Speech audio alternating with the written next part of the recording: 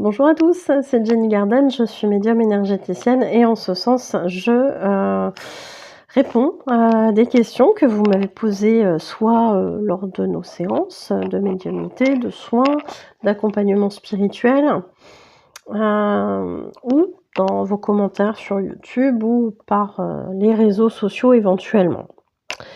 Alors, ici, la question c'est: est-ce que l'âme peut mentir? C'est une question très difficile. Je remercie en tout cas la personne qui l'a posée et je vous remercie tous, hein, pour ceux qui posent des questions, c'est toujours très enrichissant.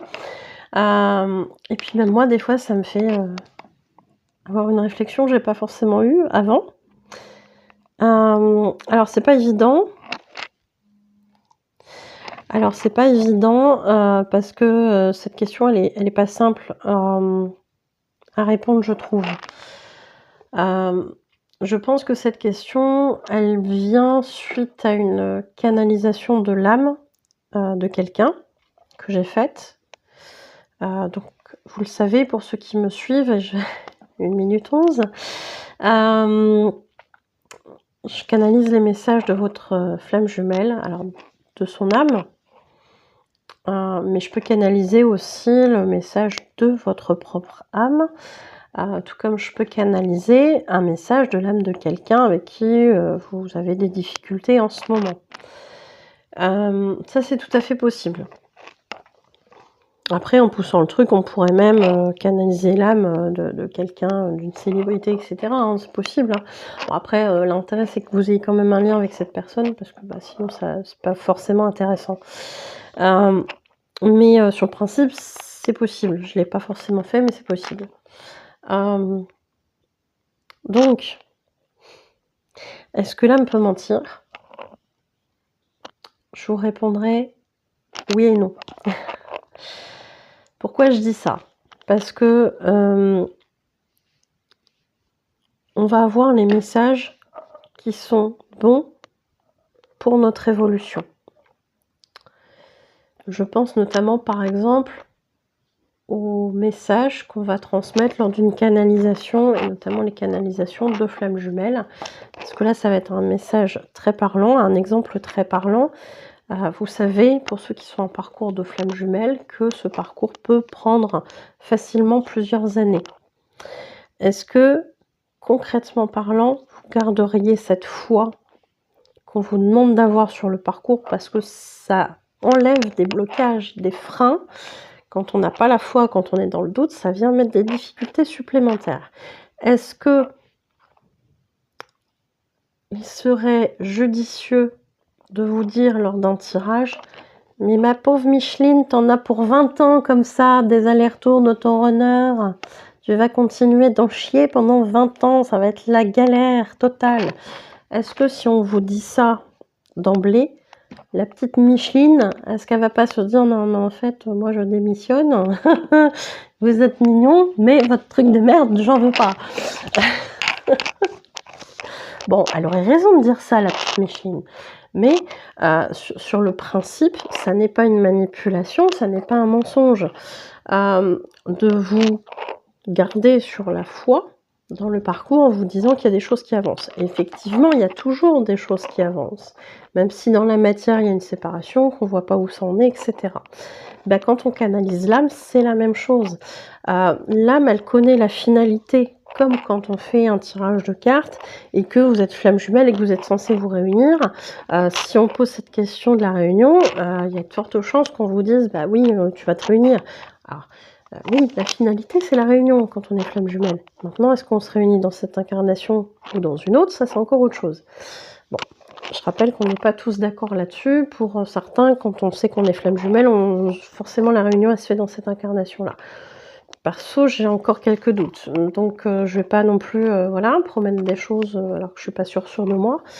Ça me met pas à l'aise de faire ça. Donc, je préfère prendre des précautions et si ça se fait et c'est tant mieux. Mais à un moment donné, le but pour que ça se passe le plus facilement possible pour le runner comme pour le chaser, c'est de dire: écoute ma petite Micheline là, que tu interroges sur ton parcours FJ, etc. oui, garde le cap parce qu'il va y avoir une réunion.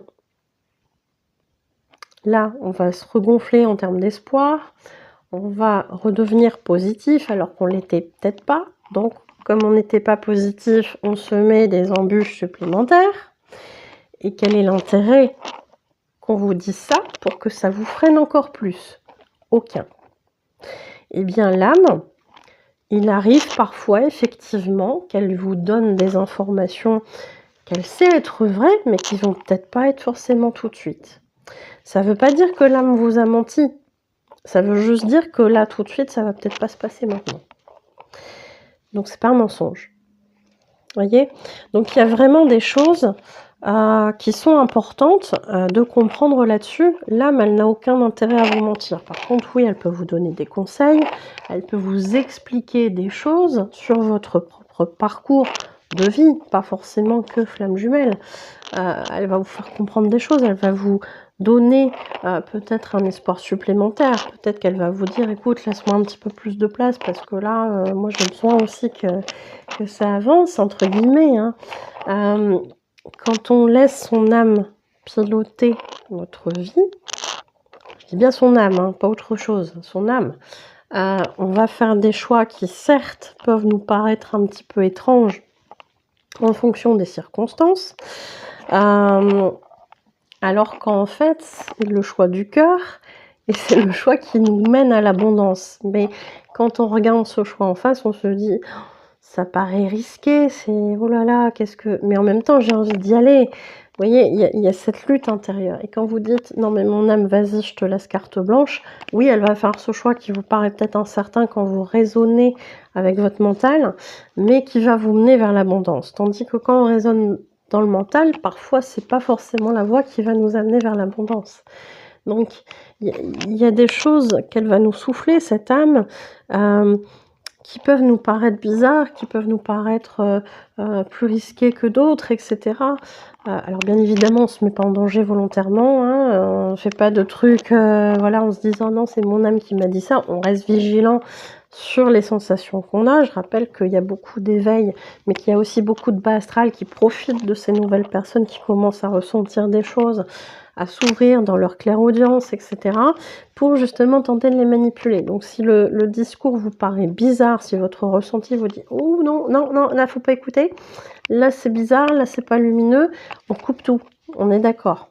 Hein, là, on parle vraiment que quand on parle avec son âme, quand on laisse son âme choisir les choses. C'est pour ça que je vous dis, pas autre chose. Je reste vigilante là-dessus. Hein. Est-ce qu'il y avait d'autres choses que j'avais à vous dire là-dessus? Je pense avoir fait le tour sur cette question. Mais l'âme, à mon sens, elle ne vous ment pas. Mais elle va faire au mieux pour que vous vous dirigiez vers là où vous devez aller. Et c'est pas toujours un discours très logique. C'est pas toujours un discours qui va nous sembler vrai dans les quelques jours, quelques semaines après, parce que elle connaît la finalité, mais cette finalité en termes de temps terrestre, elle peut mettre plusieurs années parfois avant de se faire, avant de se réaliser dans la matière. C'est pas pour autant que l'âme vous a menti. Vous voyez ce que je veux dire? Donc il faut être très vigilant avec ça. Et à mon sens, un discours d'âme, c'est un discours qui va être très lumineux, qui va être très haut en termes de vibration, qui va être porté beaucoup avec de l'amour, dans les mots, dans la façon de dire les choses, etc. Vous voyez, tout à l'heure, j'ai eu un petit message des guides qui m'ont un petit peu recadré, parce que je rigolais un petit peu. En fait, ça pourrait ressembler à un jugement, mais ça m'a fait rire. J'ai vu une dame qui a traversé avec son chihuahua, et le chihuahua, il avait un petit manteau, mais c'est déjà un tout petit chien, et le manteau, il faisait même pas un tiers du corps. Et je me dis, mais c'est quoi ce chien avec ce petit manteau là, il doit avoir froid. Enfin, bon. Après, je suis pas experte en chien, et peut-être que si les manteaux sont faits comme ça, c'est pour une raison, j'en sais rien. mais j'avoue, j'ai ri, j'ai souri, je me suis dit: «C'est ridicule de ce manteau sur, enfin, il y a plein de morceaux de ce chien qui sont pas couverts, enfin, comment ça peut vraiment lui donner chaud?» Enfin, voilà, j'étais un peu là-dedans et je me suis dit: «Mais enfin, ce petit chien, enfin, voilà, qui est qui est souvent perçu dans les vidéos un petit peu hargneux et cetera», je me dis: «Qu'est-ce que ça peut amener?» Enfin, c'est pas méchant, hein, c'est pas un jugement, je sais que voilà, c'est une compagnie aussi et cetera, mais et là, les guides m'ont dit: «Non, mais en fait, tout existe pour une raison, tu vois? Tu as un gros chien, tu as des petits chiens et bien tous ces chiens, bah, ils ont une raison d'être pour que tout le monde puisse avoir une compagnie. S'ils veulent avoir un chien, bah, tout le monde peut avoir une compagnie, canine, en fonction de ses possibilités. Il y en a qui vont être en appart, qui pourront pas prendre un gros chien, mais ça va être un compromis de prendre un petit chien parce qu'ils ont pas beaucoup de place et cetera».